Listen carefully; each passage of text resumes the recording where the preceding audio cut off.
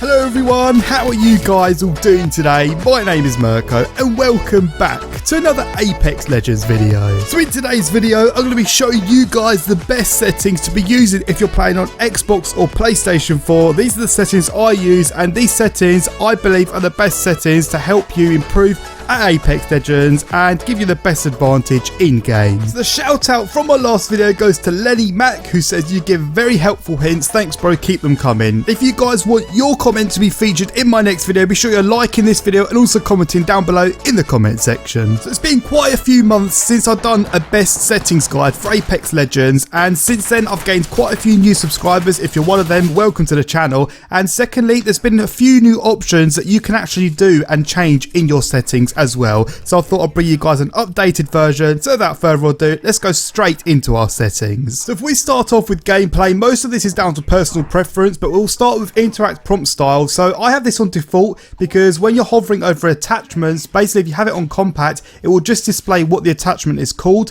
but it won't display what guns the attachment is suited for. So for example, Skull Piercer, Select Fire, it won't show the banner that you're usually used to displaying what weapons are actually compatible with that attachment if you have it on compact. So that's why I stick on default, so I know what weapons are suited for specific attachments, but it's up to you guys, it's personal preference. If you want to go with compact, you think it's better for you, then you go for it. Now the next major part in your gameplay settings I want to talk about are the damage numbers. Now I'd suggest either having it on stacking or both. Now basically what stacking does is it puts all of your combined damage numbers into one number to display your total damage to the opponent. Floating basically shows you each bullet damage on screen. So for example, if you're shooting someone in the chest for 14 and you shoot them 5 times, it will give you 5 number 14s on screen. But the problem with this is that you don't know the total number of damage. Unless you're a math genius, you can't just have it on floating, and you want to know how much damage you put into your opponent overall. Putting it on both basically combines the two together, but I just like having it on stacking because I don't like loads of numbers appearing on my screen, and stacking is just so much easier, I think personally. But as I said earlier, this area is mainly down to personal preference, and whatever you use in the gameplay section is not going to turn you into a genius or make you the worst player, so feel free to do whatever you suit. So if we move over to controller settings, this is where it gets a little bit more interesting. So when you go onto your button layout, I suggest going to button puncher. Now some people like to actually go to evolved.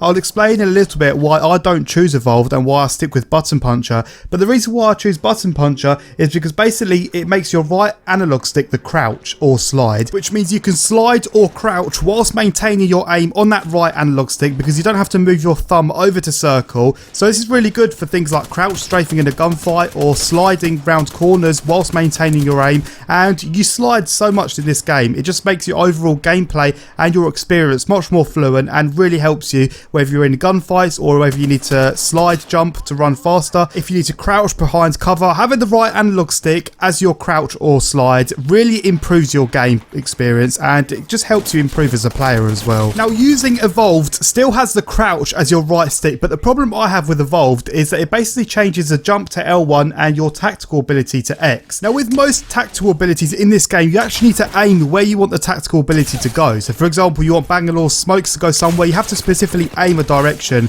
If you want to use Pathfinder's grapple, you have to aim somewhere to then use it, and using X as your ability basically stops you from using that right analog stick to actually aim where you want your character's ability to be placed. And that's why I like button puncher, because button puncher uses L1 to activate your tactical ability, which then keeps you in control of your aim as well. I'd also recommend changing L2 and R2 to L1 and R1, because the L1 and R1 buttons are basically clicks, whereas the L2 and R2 you actually have to press them down quite a way for them to actually work. So it's much more faster flipping them by pressing square in your button layout, and that basically makes it more of a faster input than using L2 and R2. The interact/reload button you want to have tap to use and tap to reload. If you have it on hold to reload, then it just slows down your overall gameplay, and especially in them close quarter engagements or if you're in gunfights, you don't want to have to hold to reload, because that decreases the time of you having bullets in your gun to then shoot back at the enemies. And as I say, with using something, you don't have to hold and actually wait to be able to use a specific item in game as well. Now the L2 and R2 button dead zones, you want to have this on none, because if you have it on high, high or anywhere other than none, it basically means you have to push down your trigger buttons further in order to actually activate the button. So if you select none, it basically means that even if you press down your trigger button ever so slightly, then it will basically start aiming down and shooting, and that's what you want because it's the fastest response time and input delay you can get. Now, sensitivity is something I always get asked about almost every single Apex video. What's your sensitivity and what is the best sensitivity to be using? One thing I will say is that no one is the same, and just because a good player uses a certain sensitivity, you might not necessarily work well with that number. So what I suggest doing, if you really are unsure, start at the halfway mark, start between 4 and 5. If you feel like it's too high, just lower it by 1 each time, and if you feel like you can actually handle it, increase it and see how you get on. I always say a lower sensitivity is slightly better when it comes to aim, and if you can increase it and you still feel comfortable increasing it, I would suggest trying to increase it because you can turn on people much easier. But remember to always prioritize aiming, and if you feel like your aiming is being sacrificed by your sensitivity, then always lower it. And we're specifically talking about ADS sensitivity here because there's 2 types of sensitivity: your moving sensitivity and your aiming sensitivity. I would suggest testing both of them out and just increase them or decrease them by 1, and you will find your perfect spot. Like my sweet spot is 4 on normal and default 3 on ADS sensitivity, and I know if I was to change that and go into a game, I wouldn't be 100% on point. Now, response curve is how the game registers your stick movement depending on how fast, the way it feels, and also how fluently you want to move. Now, most games don't actually offer a response curve option, and you basically get what they've encoded in the game. Now, I go with classic because that gives me the natural feel that I'm used to with other games, and it really helps me with this game. Now, I did try out steady for quite a while, and I noticed over time that it didn't feel as smooth as classic. Now, with most response curves, I noticed huge differences throughout a long period of time when testing them, and this might be down to muscle memory, and if you guys have got it on classic, I would stick to classic because that's what you're used to, and honestly, over time, you will actually notice how your muscle memory gets used to one particular setting. Now, you definitely don't want to do high velocity because this is basically an ultra sensitive setting for your analog sticks, and it basically sends your aim the complete other direction,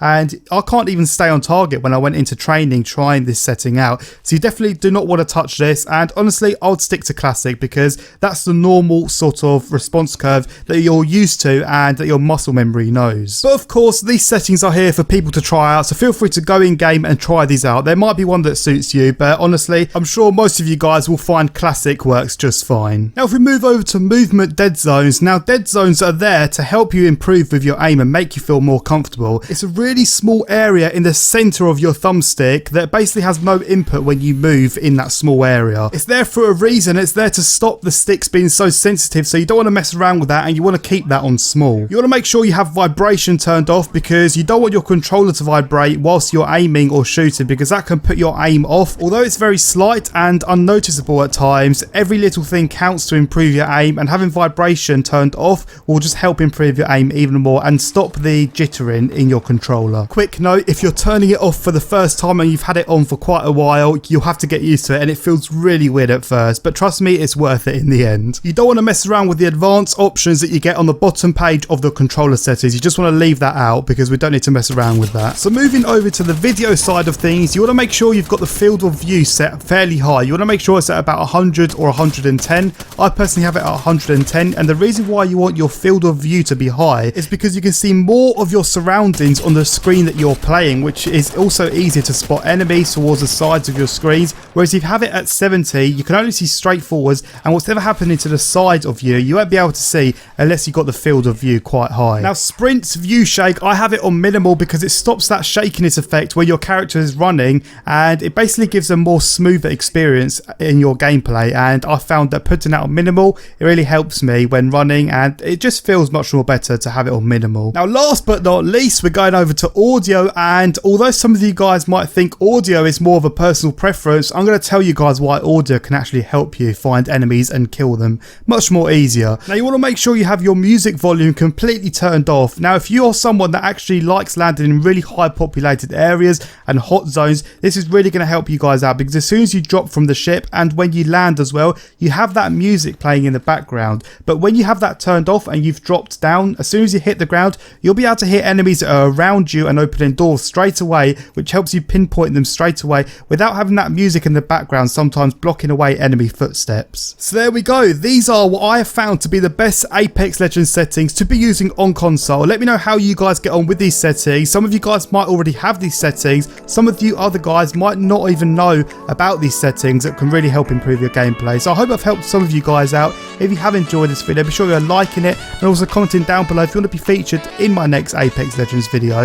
If you're new to the channel, first of all, I'd like to say welcome, and second of all, I'd like to say be sure you're subscribing so you don't miss out on any future Apex tips just like this video you've seen today. Thank you all for watching, enjoy the rest of your day, and I'll catch all of you guys out in another video. Thanks for watching.